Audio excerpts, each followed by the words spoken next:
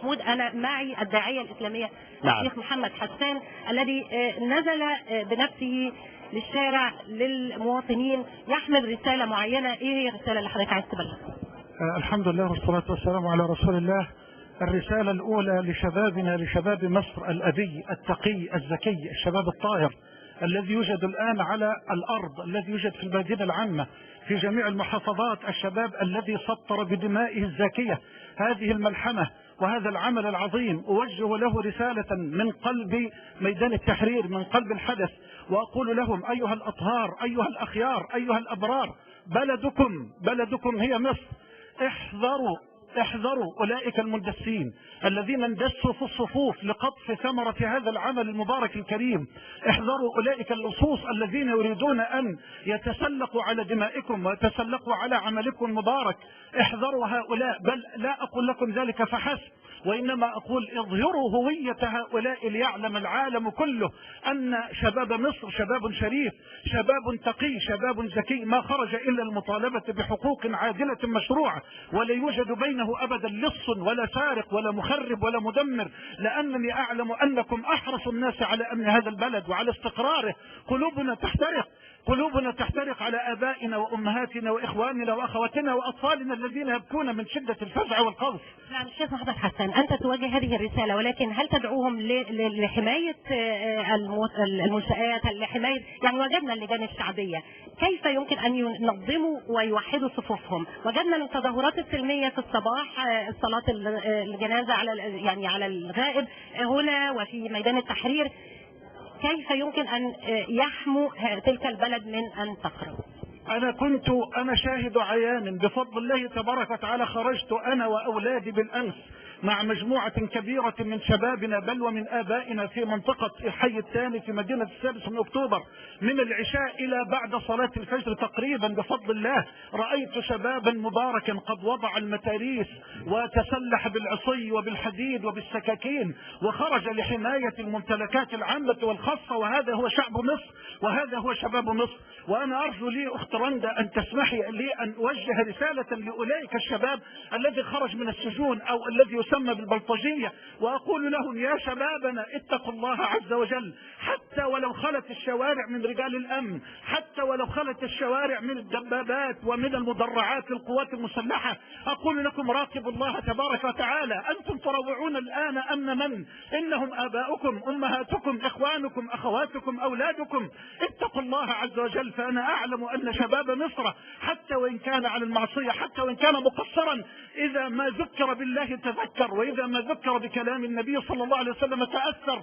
الله تبارك وتعالى يقول ولا تعثوا في الأرض مفسدين. الله جل وعلا ليصلح عمل المفسدين. ما تفعلونه من نهب وسرق للممتلكات العامة والخاصة إنما هو إفساد في الأرض وعاقبته وخيمة. الظلم ظلمات يوم القيامة، فلا تعالج الظلم بظلم أكبر ولا تعالج الفساد بفساد أكبر. هذه الممتلكات ليست ملكا لأحد بعينه، إنما هي مقدرات الشعب وإنما هي ممتلكات الشعب. والله الذي لا إله غيره إن القلب لا يحترق وإن العين لا تبكي على هذه المباني الضخمة وعلى هذه الممتلكات الكبيرة وعلى بكاء أطفالنا في شوارعنا وعلى بكاء آبائنا وأمهاتنا.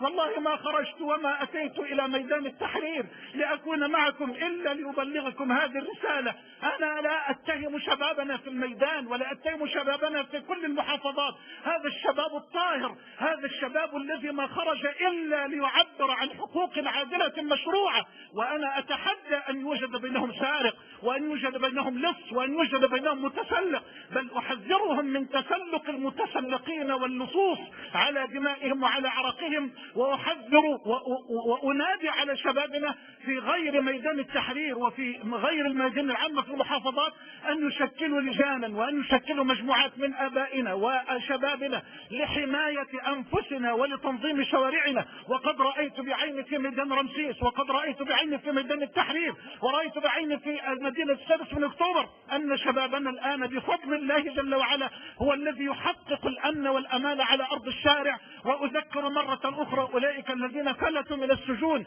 أو أولئك الذين يريدون أن يعيثوا في الأرض فسادا، أذكرهم بالله وأقول لهم حرام عليكم أن تسرقوا جنيها واحدا أو أن تحطموا محلا أو أن تحرقوا بيتا أو بنكا أو مبنى عاما. فهذه ممتلكات ممتلكاتنا ومقدراتنا وهذه مكتسباتنا ليست ملكا لأحد، ولا يجوز لأي أحد أن يعتدي عليها على الإطلاق مهما كانت الأسباب. نعم فضيلة الشيخ، يعني يمكن تعقيبا على سؤالك وده السؤال الأخير، هناك البعض بيستبيح هذه الأموال ويقول دي أموالنا، احنا حرمنا، بعض خرج من العشوائيات ورأيناهم في اليوم الأول بيحرقوا هنا حتى الحزب الوطني وبياخدوا الكنب وبيقولوا دي فلوسنا.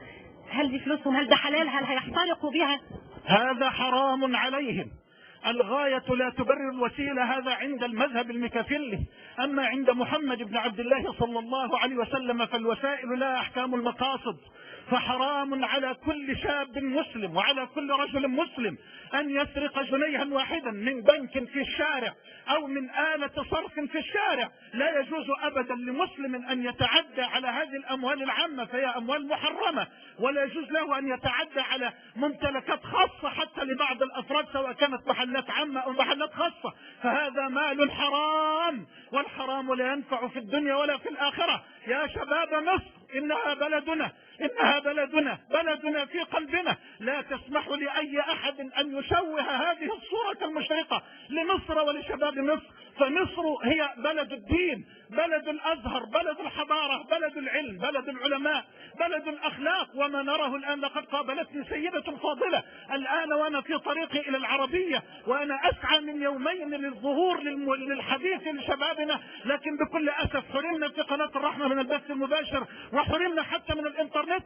قابلتني السيدة الفاضلة أن تقول أنا جئت اليوم وأنا أحمل الطعام وأحمل الماء وأحمل العصير وأحمل الفاكهة، وأريد أن أوصل هذا من مالي لشبابنا الطاهر الأبي الذي وقف ليعبر عن رأيه بطريقة سلمية، بطريقة معبرة. فلا تسمحوا لأحد أن يشوه هذه الصورة وأن يقلب هذا الحق إلى باطل، وأن يحول الصلاح الذي خرجتم من أجله ولأجله إلى فساد وإفساد في الأرض. وأسأل الله جل وعلا أن يحفظ مصرنا وأن يحفظ بلدنا. وأنا سعيد غاية السعادة لأنني أرى الآن رجال القضاء وأرى الآن رجال الأزهر. كان من الواجب على العلماء بالفعل أن يكونوا مع شبابنا وأن يكونوا مع أولادنا وأن يذكروهم بالله تبارك وتعالى، ثم بالحكمة وبالهدوء وبعدم ترويع الآمنين وبعدم سفك الدماء. وأحرم على أي مسؤول سواء كان في الشرطة أو في الجيش أن يطلق رصاصة حية على قلب شاب من شبابنا الأعزل